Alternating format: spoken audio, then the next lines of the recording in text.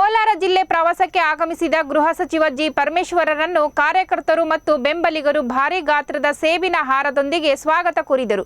ನಂತರ ಸುದ್ದಿಗಾರರೊಂದಿಗೆ ಮಾತನಾಡಿದ ಸಚಿವ ಬಿಕೆ ಹರಿಪ್ರಸಾದ್ ನೀಡಿರುವ ವಿವಾದಾತ್ಮಕ ಹೇಳಿಕೆ ಬಗ್ಗೆ ಸರ್ಕಾರದ ಸ್ಪಷ್ಟನೆ ನೀಡಿದರು. ಹರಿಪ್ರಸಾದ್ ಯಾವ ಮಾಹಿತಿ ಅಥವಾ ಮೂಲವನ್ನು ಆಧರಿಸಿ ಗೋಧ್ರಾ ಹತ್ಯಾಕಾಂಡದಂತಹ ಘಟನೆ ಮರುಕಳಿಸುವ ಬಗ್ಗೆ ಮಾತಾಡಿದ್ದಾರೋ ಗೊತ್ತಿಲ್ಲ. ಆದರೆ ಆ ವಿಷಯಕ್ಕೆ ಸಂಬಂಧಿಸಿದಂತೆ ಗೃಹ ಇಲಾಖೆಗೆ ಯಾವುದೇ ಮಾಹಿತಿ ಲಭ್ಯವಾಗಿಲ್ಲ ಅಂತ ಹೇಳಿದರು. ಇನ್ನು ಹರಿಪ್ರಸಾದ್ ನೀಡಿರುವ ಹೇಳಿಕೆ ಅವರ ವೈಯಕ್ತಿಕವಾದದ್ದು ಅಂತ ಖುದ್ದು ಅವರೇ ಹೇಳಿದ್ದಾರೆಂದು ಮಾಧ್ಯಮದವರು ಗೃಹ ಸಚಿವರ ಗಮನಕ್ಕೆ ತಂದಾಗ ಇನ್ನು ತನ್ನನ್ನು ಕೇಳುವುದೇನಿದೆ ಅಂತ ತಿಳಿಸಿದರು. ರಾಮ ಮಂದಿರ ಪ್ರಾಣ ಪ್ರತಿಷ್ಠೆ ಸಮಾರಂಭ ಒಂದು ಕಾರ್ಮಿಕ ಕಾರ್ಯಕ್ರಮವೇ ಹೊರತು ರಾಜಕೀಯಕ್ಕೆ ಸಂಬಂಧಪಟ್ಟಿದ್ದಲ್ಲ. ಆದರೆ ಬಿಜೆಪಿ ಅದನ್ನು ಸಂಪೂರ್ಣವಾಗಿ ರಾಜಕೀಯಕರಣಗೊಳಿಸಿದೆ ಅಂತ ಹೇಳಿದರು. ಇದೇ ವೇಳೆ ಕೆಜಿಎಫ್ನಲ್ಲಿ 1,000 ಮಂದಿ ಪೊಲೀಸರ ತರಬೇತಿ ಘಟಕ ಶುರು ಮಾಡುವ ಬಗ್ಗೆ ಚಿಂತನೆ ನಡೆಸಲಾಗಿದೆ. ಅಂದಾಜು 500 ಕೋಟಿ ರೂಪಾಯಿ ವೆಚ್ಚದಲ್ಲಿ ಈ ಬೆಟಾಲಿಯನ್ ಆರಂಭಗೊಳ್ಳಲಿದೆ ಅಂತ ತಿಳಿಸಿದರು. ನಮ್ಮ ಪೊಲೀಸ್ ದೃಷ್ಟಿಯಲ್ಲಿ ಒಂದು ಜಿಲ್ಲೆ ಇದ್ದಂಗೆ, ಅದಕ್ಕಾಗಿ ನಾನು ಭೇಟಿ ಕೊಟ್ಟಿದ್ದೇನೆ.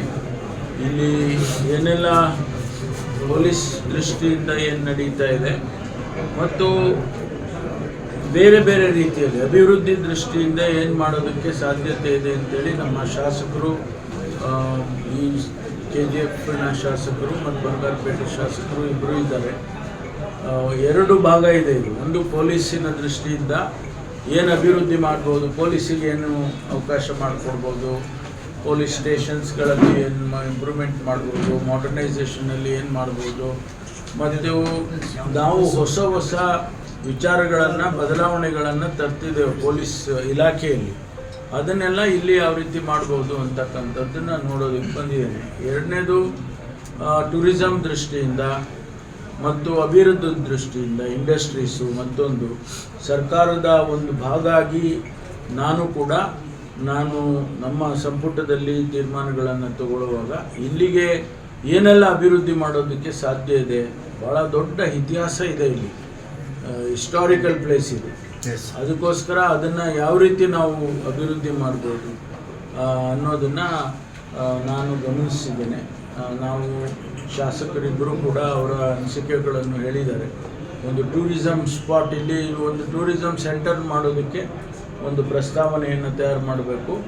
ಒಂದು DPR ಮಾಡಿ ಇಲ್ಲಿ ಇಲ್ಲ ಸರ್ಕಾರನೇ ನೇರವಾಗಿ ಹಣ ಹೂಡಿಕೆ ಮಾಡ್ತಕ್ಕಂಥದ್ದು ಒಂದು, ಇಲ್ಲಾಂದರೆ PPP ಮಾಡೆಲ್ನಲ್ಲಿ ಟೂರಿಸಮನ್ನು ಡೆವಲಪ್ ಮಾಡೋದಕ್ಕೆ ಅಂತೇಳಿ. ಯಾಕೆಂದರೆ ಇದು ಇಷ್ಟು ಇತಿಹಾಸ ಬಹುಶಃ ನಮ್ಮ ರಾಜ್ಯದಲ್ಲಂತೂ ಇಲ್ಲ, ದೇಶದಲ್ಲೂ ಕೂಡ ಕೆಲವೇ ಸ್ಥಳಗಳು ಈ ರೀತಿ ಇದ್ದಾವೆ.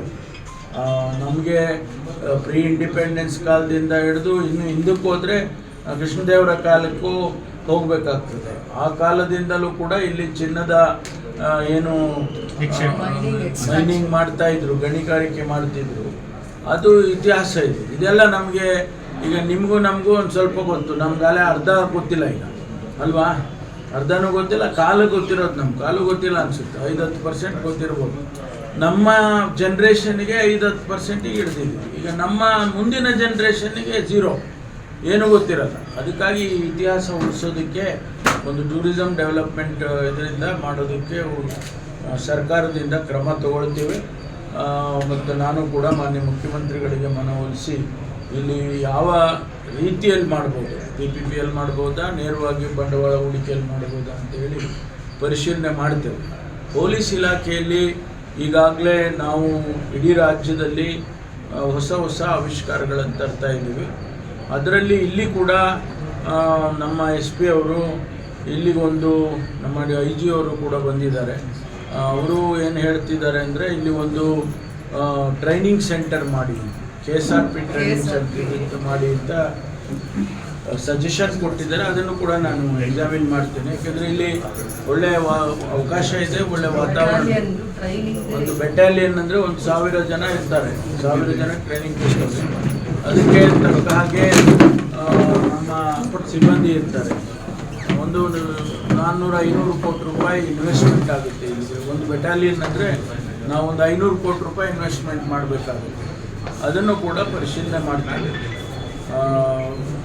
ಇಲ್ಲಿ ಭಾಳ ವ್ಯವಸ್ಥಿತವಾಗಿ ಪೊಲೀಸರು ಸದ್ಯದ ಪರಿಸ್ಥಿತಿಯಲ್ಲಿ ನಡೆಸ್ತಾ ಇದ್ದಾರೆ. ಇನ್ನೂ ಅದನ್ನು ಉತ್ತಮ ಹೇಗೆ ಪಡಿಸ್ಬೇಕು ಅಂತೇಳಿ ನೋಡ್ತೀವಿ. ಬ್ಯಾಂಗ್ಳೂರಲ್ಲಿ ಕ್ರೈಮ್ ರೇಟ್ 30% ಜಂಪ್ ಆಗಿದೆ ಕಂಪ್ಯಾರಿಟಿವ್ಲಿ 2023 30%. ಎಷ್ಟೋ ಮೆಷರ್ ತೊಗೊಂಡಿದ್ದೀರಾ ಬೇರೆ ಇದೆಯಾ ಹೆಂಗೆ ಕಂಟ್ರೋಲ್ ನೋಡಿ, ಅದು ರಿಜಿಸ್ಟ್ರಿ ಜಾಸ್ತಿ ಆಗಿದೆ.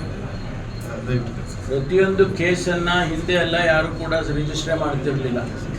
ನಾವು ಈಗ ಸೈಬರ್ ಕ್ರೈಮ್ ಇರ್ಬೋದು ಅಥವಾ ಜನರಲ್ ಕ್ರೈಮ್ಸ್ ಇರ್ಬೋದು, ಅದನ್ನು ಎಲ್ಲ ಸ್ಟೇಷನ್ನಲ್ಲೂ ಕೂಡ ಜನಸ್ನೇಹಿ ಪೊಲೀಸ್ ಅಂತ ಹೇಳಿ ನಾವು ರಿಜಿಸ್ಟ್ರಿ ಮಾಡ್ತಾಯಿದ್ವಿ. ಅದಕ್ಕೆ ಸಂಖ್ಯೆ ಜಾಸ್ತಿ ಆಗಿದೆ, ಗೊತ್ತಾಯಿತು. ಸಂಖ್ಯೆ ಜಾಸ್ತಿ ಆಗಿದೆ ಅಂದ ತಕ್ಷಣ ಲಾ ಆ್ಯಂಡ್ ಆರ್ಡರ್ ತುಂಬ ಇದಾಗಿದೆ ಅಂತ ಅಲ್ಲ, ನಾವು ರಿಜಿಸ್ಟ್ರಿ ಮಾಡ್ತೀವಿ. ಈಗ ಉದಾಹರಣೆಗೆ ಸೈಬರ್ ಕ್ರೈಮು ಮೊದಲೆಲ್ಲ ಒಂದೇ ಒಂದು ಪೊಲೀಸ್ ಸ್ಟೇಷನ್ ಇದ್ದಿದ್ದು. ಈಗ ನಾವು ಇಡೀ ರಾಜ್ಯದಲ್ಲಿ 46 ಪೊಲೀಸ್ ಸ್ಟೇಷನ್ ಮಾಡಿದ್ದೀವಿ ಸೈಬರ್ಗೆ.